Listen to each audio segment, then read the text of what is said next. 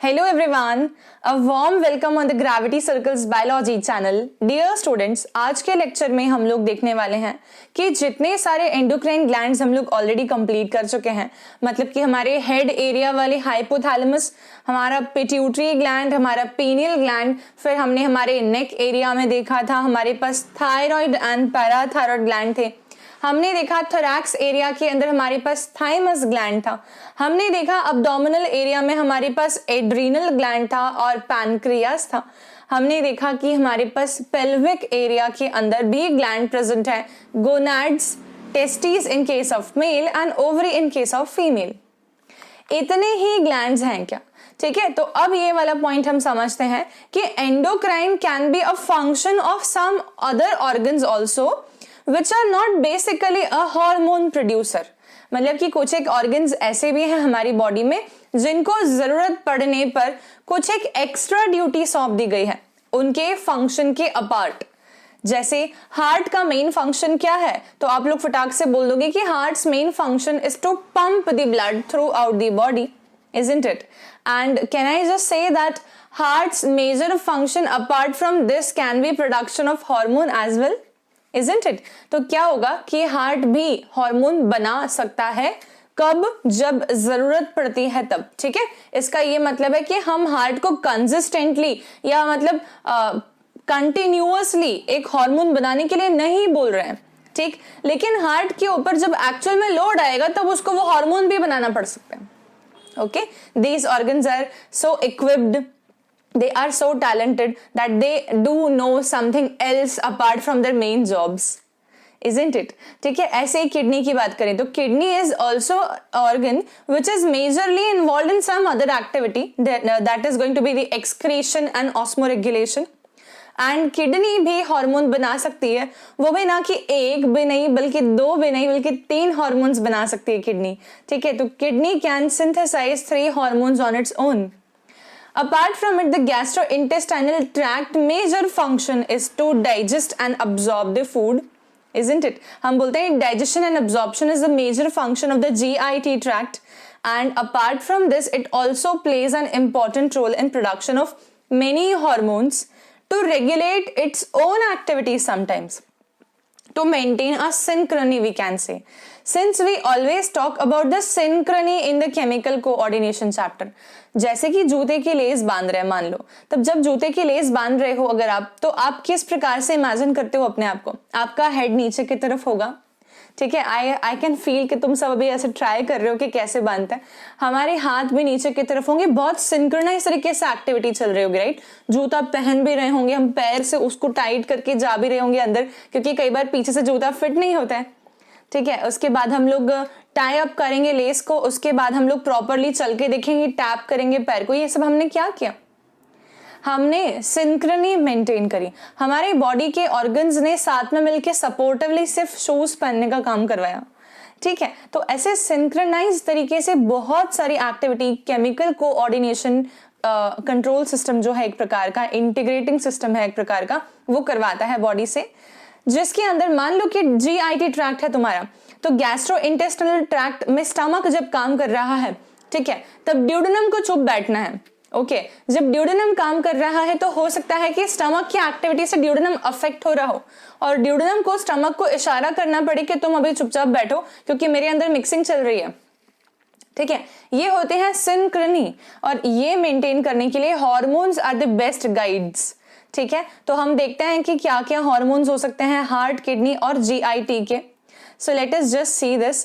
The first we are going to talk about is going to be the hormone of heart. ठीक है, heart है ना, तो heart basically एक hormone बनाता है जो कि एक प्रोटीनेशियस पेप्टाइड टाइप का हार्मोन है जिसका नाम होता है ANF। इसी का नाम ANP भी होता है। ठीक है, इसका फुल फॉर्म क्या होता है हम ये देखें। इसका फुल फॉर्म होता है एट्रियल, एट्रिया से बना हुआ है क्योंकि नेट्रीयूरेटिक। ठीक है, अब बिल्कुल एकदम तोड़ के पढ़ेंगे हर चीज को, बहुत क्लियर होगी। Natriuretic factor we can say, it can also be said as atrial natriuretic peptide. ठीक है, क्योंकि P भी लिखा हमने उसको इसीलिए। ये नाम है इसका, ठीक है। अब ये कब बनता होगा, तो ये तब बनता है जब हार्ट किसी दुविधा में फंसा हुआ है। वो कब होता है, तब जनरली क्या होता है, जब किसी भी इंसान के अंदर ब्लड प्रेशर लो हो जाता है या सोडियम आयन कंटेंट लो हो जाता है, तो एक पाथवे एक्टिवेट होता है बॉडी का, उसको हम लोग बोलते हैं RAAS पाथवे, जिसको काफी सारे बच्चे जनरली रास पाथवे नाम से जानते हैं, जिसका फुल फॉर्म है रेनिन एंजियोटेंसिन एल्डोस्टेरॉन सिस्टम, ठीक है। ये पाथवे के मतलब हम बोलेंगे कि कारण से ANF बन सकता है। अब कैसे, इसका लिंक बहुत इनडायरेक्ट है, ध्यान से सुनोगे तो पूरा समझ में आएगा। एकदम इमेजिन करो कहानी की तरह, ठीक है। तब देखते हैं, अगर मैंने कहा किसी इंसान के अंदर ब्लड प्रेशर कम हुआ, ठीक है, या हम बोलेंगे कि सोडियम आयन इन ब्लड कम हुआ, ठीक है, इस पाथवे से आप लोगों को किडनी वाले हार्मोन को डबल बार नहीं पढ़ना पड़ेगा, ठीक है। तो एक ही बार समझते हैं, ब्लड प्रेशर कम हुआ या सोडियम आयन इन ब्लड कम हुआ, तो एक पाथवे एक्टिवेट होता है, उसको हम बोलते हैं रेनिन एंजियोटेंसिन एल्डोस्टेरॉन सिस्टम। ये रेनिन किडनी से बनता है, एंजियोटेंसिन, ठीक है, बनाता है ये एक्टिवेट करके लिवर के एक प्रोटीन को, एल्डोस्टेरॉन बनाता है हमारा एड्रिनल ग्लैंड, ऐसे करके 3 जगह से 3 चीजें बन रही हैं, ऐसे एक सिस्टम एक्टिवेट होता है।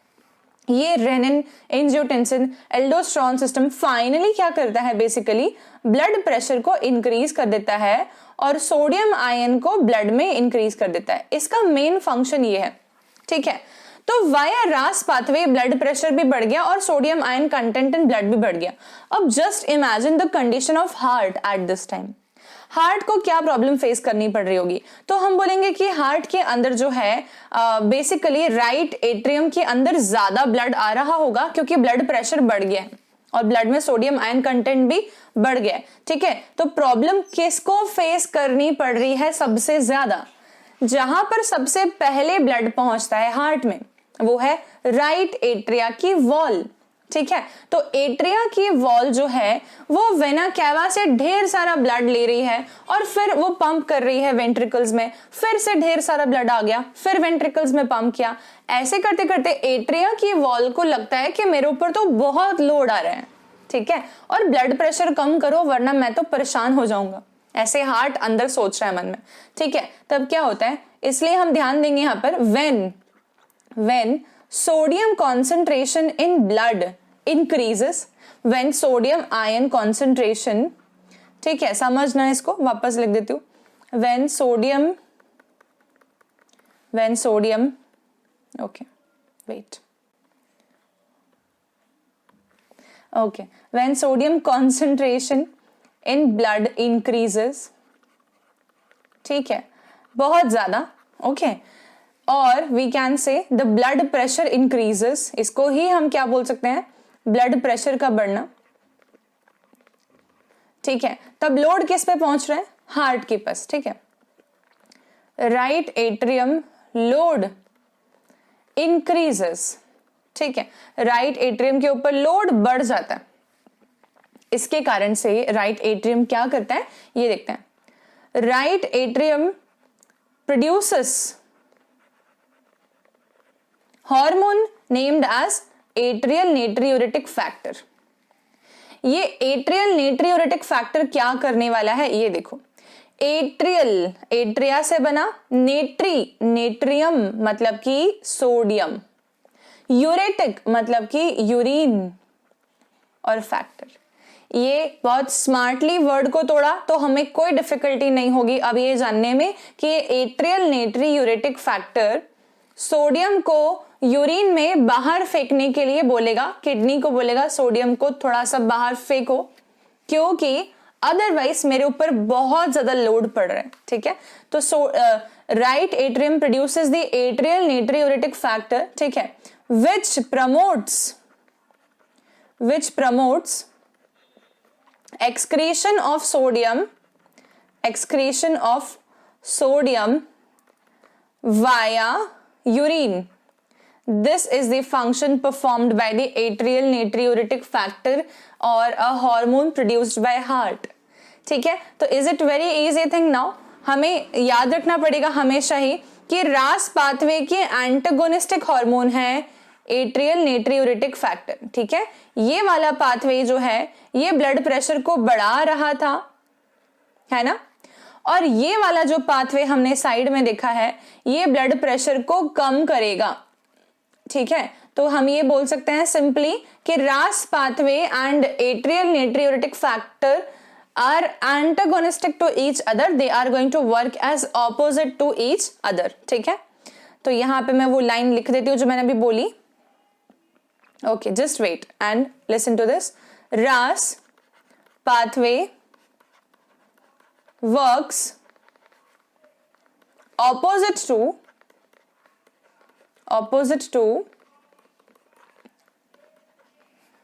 atrial natriuretic factor, that is antagonistic activity is achieved, ठीक है, antagonistic activity। चलो, तो हो गया इतना खत्म। अब नेक्स्ट देखते हैं हम लोग। So we completed heart which also works as an endocrine gland, and next हम देखेंगे जो हमारा organ endocrine function perform करता है उसका नाम है किडनी, ठीक है। तो किडनीज कैसे एंडोक्राइन फंक्शन परफॉर्म करते हैं इसको बहुत इजीली समझेंगे, एकदम simply. Kidney is able to produce 3 different hormones, ठीक है। Kidney is able to produce 3 different hormones, 3 hormones बना सकता है किडनी, जिसके क्या क्या नाम है हम ये देखते हैं। All the 3 hormones we are going to see. First hormone is called as renin. अभी जिसका वर्णन हमने किया, renin angiotensin aldosterone system, renin angiotensin aldosterone pathway के थ्रू हमेशा ब्लड प्रेशर इंक्रीज होता है, ठीक है। तो it's main aim is to increase the blood pressure, main aim is to increase blood pressure by increasing sodium concentration in blood, ठीक है। ये काम करता है रेनिन। रेनिन और रेनिन ये 2 वर्ड्स हैं जिसमें कि तुम्हें कंफ्यूजन क्रिएट करेंगे एग्जामिनर्स हमेशा। अगर सिंगल एन वाला रेनिन होता है तो ये किडनी वाला है, ठीक है। अगर डबल एन वाला रेनिन होता है, ठीक है, तो ये एक एंजाइम है जो कि स्टमक से प्रोड्यूस होता है, ठीक है। तो इसीलिए ध्यान रखना इन दोनों में कंफ्यूजन कभी भी क्रिएट करा तो सिंगल एन वाला किडनी से बनता है रेनिन हार्मोन, ठीक है। सेकंड देखते हैं हम लोग हार्मोन, उसका नाम होता है एरिथ्रोपोइटिन। एरिथ्रोपोइटिन नाम से ही पता चल रहा है कि ये बनाने वाला है आरबीसीज, ठीक है। तो रिस्पॉन्सिबल फॉर आरबीसी प्रोडक्शन, या हम बोलेंगे it promotes the production of RBCs, the production of RBCs, ठीक है। और तीसरा हार्मोन है, हार्मोन नहीं है पर हार्मोन जैसे काम करते हैं इसीलिए उसको भी हार्मोन की कैटेगरी में रख देते हैं, वो होता है हमारा कैल्सीट्रायोल, ठीक है। तो calcitriol is basically a vitamin D derivative produced by kidney, ठीक है। तो हमेशा ऐसा बोलते हैं कि विटामिन डी भी बनाता है किडनी, ठीक है। तो कैसे? कैल्सीट्रायोल के फॉर्म में बनाता है, और ये कैल्सीट्रायोल क्या करता है, कैल्शियम की अब्जॉर्प्शन को बढ़ा देता है जीआईटी से, increases the calcium absorption from gastrointestinal tract, ठीक है। तो ये 3 हार्मोन है किडनी के और तीनों के फंक्शंस हमने देखे। अब हम इमेज के थ्रू देखते हैं कि हमें क्या अलग बात समझ में आती है। तब जब हमने एरिथ्रोपोइटिन हार्मोन को देखा तो उसका क्या मेजर फंक्शन है ये देख लो। एरिथ्रोपोइटिन कैसे काम करते हैं, तब जैसे ही हमारे बॉडी में ऑक्सीजन की कमी होना चालू हो जाती है, अगर ऑक्सीजन की कमी है तो हम शब्द का इस्तेमाल करेंगे हाइपोक्सिया हो रहा है किसी को, ठीक है, या उसकी आरबीसी कंसंट्रेशन कम है, आरबीसी ही कम है। तो अगर आरबीसी कम है तो ऑक्सीजन कैरिंग कैपेसिटी कम हो जाएगी। एनीमिया हो किसी को, आरबीसी कम हो किसी की बॉडी में, या हाइपोक्सिया हो किसी को, इन तीनों के कारण से किडनी जो है वो बनाती है हार्मोन एरिथ्रोपोइटिन, और एरिथ्रोपोइटिन जाके जो है बोन मैरो पे एक्शन देता है और बोन मैरो से आरबीसी का प्रोडक्शन बढ़वाता है ताकि आरबीसी कॉन्सेंट्रेशन इतना हो जाए कि इंसान को हाइपोक्सिया सफर ना करना पड़े, ठीक है। तो इस तरीके से एरिथ्रोपोइटिन काम करने वाला है। है ना। नेक्स्ट हम देखते हैं कि रेनिन, एंजियोटेंसिन, एल्डोस्टेरॉन सिस्टम कैसे काम कर रहा है। ये बहुत इंपॉर्टेंट पाथवे है और ये वाला अगर आपको डायग्राम याद रह जाता है तो आई रियली होप कि इस डायग्राम पे बहुत क्वेश्चंस आते हैं और वो कोई भी क्वेश्चन आपका गलत नहीं होगा, ठीक है। इसमें हमें ये बीच की ब्लड वेसल दिख रही है, ओके, और हम देख रहे हैं कि हार्मोन्स हमेशा ब्लड वेसल में रिलीज होते हैं, इसीलिए डिफरेंट ऑर्गन्स दिए हमें, किडनी, लंग्स और एड्रीनल ग्लैंड, इन तीनों को हमें ध्यान से देखना है और एक लिवर भी दिया हुआ है, ठीक है। अब बिल्कुल ध्यान से समझना, रेनिन एक ऐसा हार्मोन है जो कि किडनी के जेजी सेल्स से बनता है। जेजी सेल्स को हम बोलते हैं जक्स्टाग्लोमेरुलर सेल्स, ठीक है। ये जेजी सेल्स बनाते हैं एक हार्मोन जिसका नाम है रेनिन। रेनिन ब्लड स्ट्रीम में पहुंचता है और ब्लड स्ट्रीम से वो पहुंचता है लिवर के पास।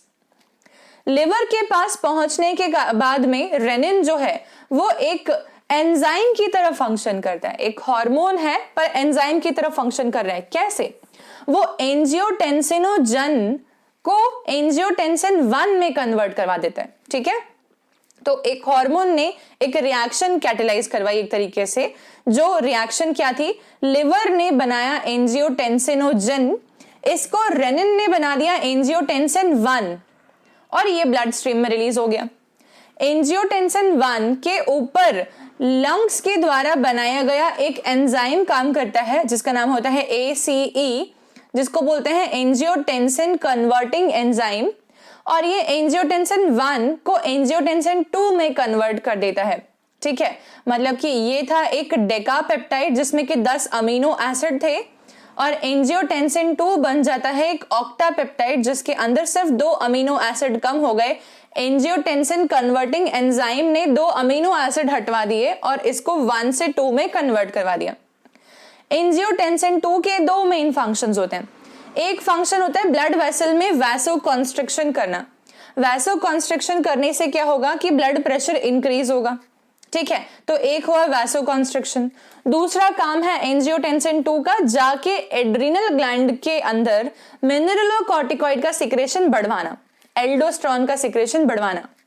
एल्डोस्टेरॉन बनेगा अगर तो ब्लड में वो सोडियम के कंसंट्रेशन को बढ़वाएगा और वाटर को बढ़ाएगा, ठीक है। तब वाटर रीअब्सॉर्ब करेगा और सोडियम रीअब्सॉर्ब करेगा तो फिर से हम बोलेंगे कि ब्लड प्रेशर बढ़ेगा। इस हिसाब से एंजियोटेंसिन 2 जो है वो ब्लड प्रेशर को बढ़वाता है। फाइनल अगर बात करें तो रास पाथवे का मेन एम क्या था? ब्लड प्रेशर को बढ़वाना, और वही मैंने आप लोगों को पहले पढ़ा दिया, ठीक है। That RAS pathway's main function is to increase the blood pressure and increase the sodium concentration in blood, ठीक है। तो समझ आ गया सबको? बहुत इजी था ये। इसको फटाफट से एक क्विक रिवीजन ले रहे हम लोग, जल्दी से देखना, अपने मन में बोलने की ट्राई करो, ठीक है। रेनिन प्रोड्यूस्ड बाय किडनी, ठीक है, ध्यान रखने की चीजें बता रही हूँ। रेनिन प्रोड्यूस्ड बाय किडनी, ठीक है। कौन से सेल्स ने बनाया? जेजी सेल्स, ठीक है, ओके।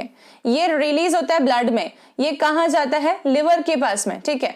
तो हम बोलेंगे रेनिन गोज टू लिवर, ठीक है, एंड कैटेलाइजेस, क्या करेगा ये? एंड कन्वर्ट्स एंजियोटेंसिनोजन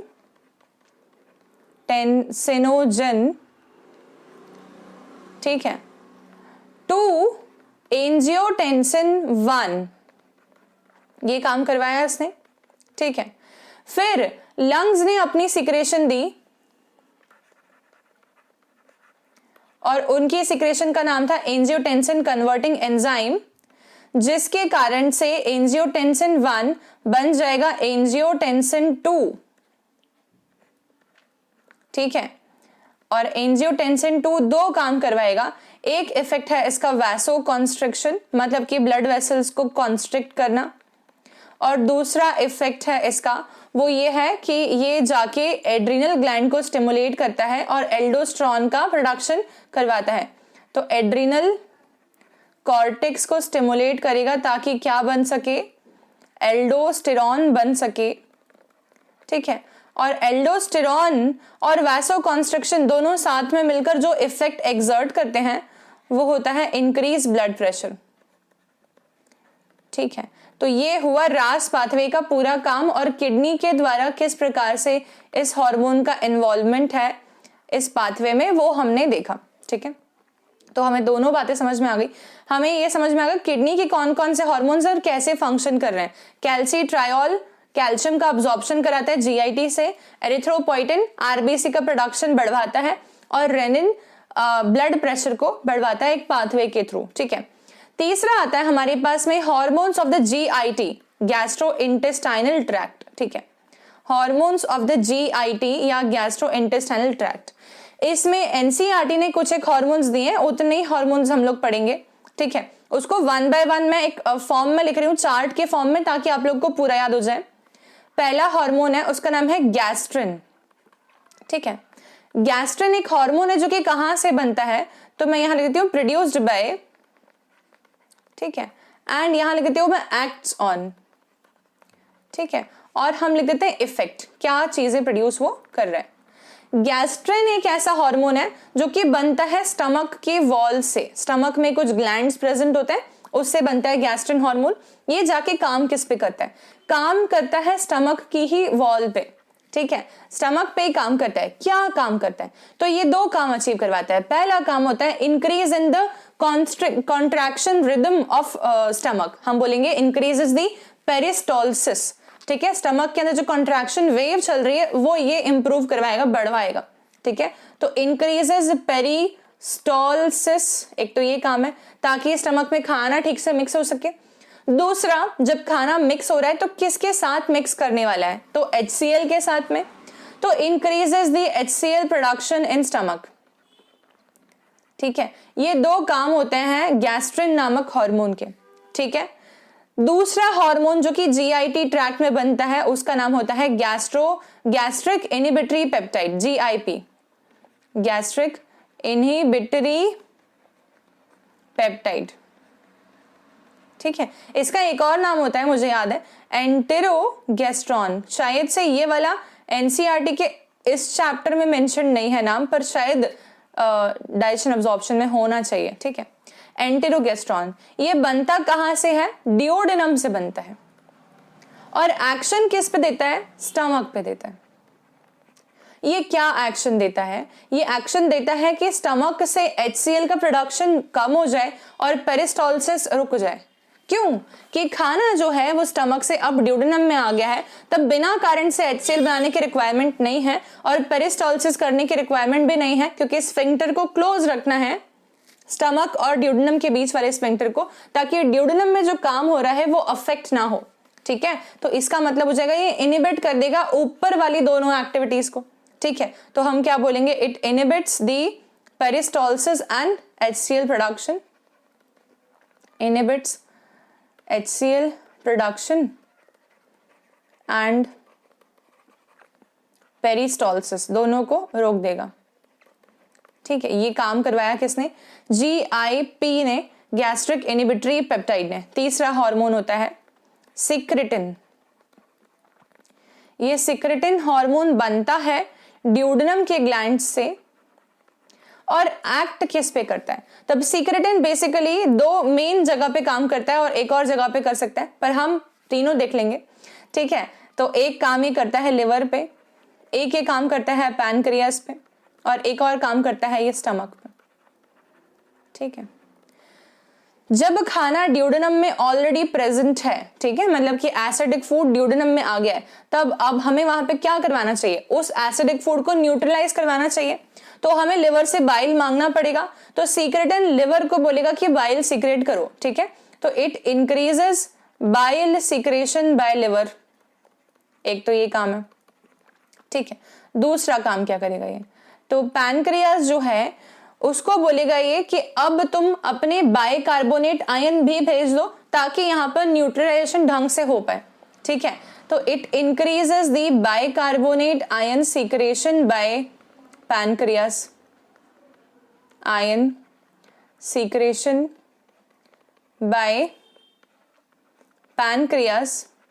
ठीक है, दोनों ही काम से बेसिकली ये एसिडिक फूड जो कि ड्यूडेनम में आया है उसको न्यूट्रलाइज करवाने की कोशिश कर रहे हैं। तीसरी काम ये स्टमक के ऊपर इनहिबिटरी इफेक्ट देगा, बिल्कुल गैस्ट्रिक इनहिबिटरी पेप्टाइड की तरह, कि गलती से भी स्टमक तुम अभी HCl सीक्रेट मत कर देना, क्योंकि हम यहाँ न्यूट्रलाइजेशन का टास्क कर रहे हैं। ठीक है, तो it inhibits the activities of stomach, inhibits stomach activities, ये ध्यान रखें, ठीक है। तो ये काम हुआ किसका, सीक्रेटिन नामक हार्मोन का। तो तीन हार्मोन्स के काम देख लिए हमने। अब मुझे ऊपर का पोर्शन थोड़ा सा इरेज करके वहां लिखना पड़ेगा फोर्थ वाला हार्मोन, ठीक है। So please wait everyone. चलो फोर्थ हार्मोन देखते हैं हम लोग। फोर्थ हार्मोन का नाम है CCK-PZ। इसको हम लोग बोलते हैं कॉलीसिस्टोकाइनिन और पैनक्रियोजाइमिन, ये दो नाम हैं इस हार्मोन के। ये बनता कहां से है, ये बनता है इंटेस्टाइन से। अब इसमें जनरली स्मॉल इंटेस्टाइन लिख देते हैं हम लोग, ड्यूडेनम, जेजुनम या इलियम अलग अलग नहीं लिखते, क्योंकि ये जेजुनम और इलियम दोनों जगह से बनते हैं, इसीलिए सिर्फ स्मॉल इंटेस्टाइन लिख देते हैं, ठीक है। एक्ट्स ऑन, ये कहाँ काम करता है, तो कॉलीसिस्ट का मतलब होता है बाइल से रिलेटेड, तो ये एक तो काम करता है गॉल ब्लैडर पे, ठीक है। और पैनक्रियोजाइमिन से मालूम पड़ ही रहा है कि दूसरा टारगेट ऑर्गन इसका पैनक्रियाज है। काम क्या करवाते हैं, ठीक है। तो कॉलीसिस्टोकाइनिन या पैनक्रियोजाइमिन इसी को बोलते हैं, ये एक बेसिकली कॉम्प्लेक्स हार्मोन है, ठीक है। कॉलीसिस्टोकाइनिन या पैनक्रियोजाइमिन, ठीक है। कई बार CCK-PZ भी बोलते हैं इसको। ये क्या करता है, गॉल ब्लैडर से बाइल का रिलीज करवाता है। इस वर्ड रूट को तोड़ोगे तो कॉली, ठीक है, का मतलब होता है बाइल, सिस्ट का मतलब होता है सैक, काइनिन का मतलब होता है मूव, ठीक है। तो अगर हमने वर्ड रूट को तोड़ दिया तो बाइल को सैक से मूव करवाएगा, मतलब कि गॉल ब्लैडर से बाइल को रिलीज करवाएगा, इंटेस्टाइन में बुलवाएगा, ठीक है। Increases bile juice secretion from gall bladder into intestine. एक तो ये काम करवाया इसने। अच्छा, दूसरे वाले वर्ड रूट को तोड़ लो, पैनक्रियोजाइमिन, ठीक है, देखना पैनक्रियास, जाइमिन एंजाइम्स, ठीक है। पैनक्रियास से क्या सिक्रेट करवाएगा ये, एंजाइम्स, ठीक है। तो it promotes enzyme secretion from pancreas, ठीक है। So this is all about the hormones of the gastrointestinal tract, ठीक है। तो हमने कितने हार्मोन्स देखे हैं GIT ट्रैक्ट के अंदर, अभी हमने देखा है गैस्ट्रिन, स्टमक से बनता है, स्टमक पे ही काम करता है। हमने देखा गैस्ट्रिक इनहिबिटरी पेप्टाइड ड्यूडेनम से बनता है, स्टमक पे काम करता है। हमने देखा सीक्रेटिन ड्यूडेनम से बनता है, स्टमक पे, लिवर पे और पैनक्रियास पे काम करता है। फिर हमने देखा CCK-PZ, सॉरी गलत लिख दिया,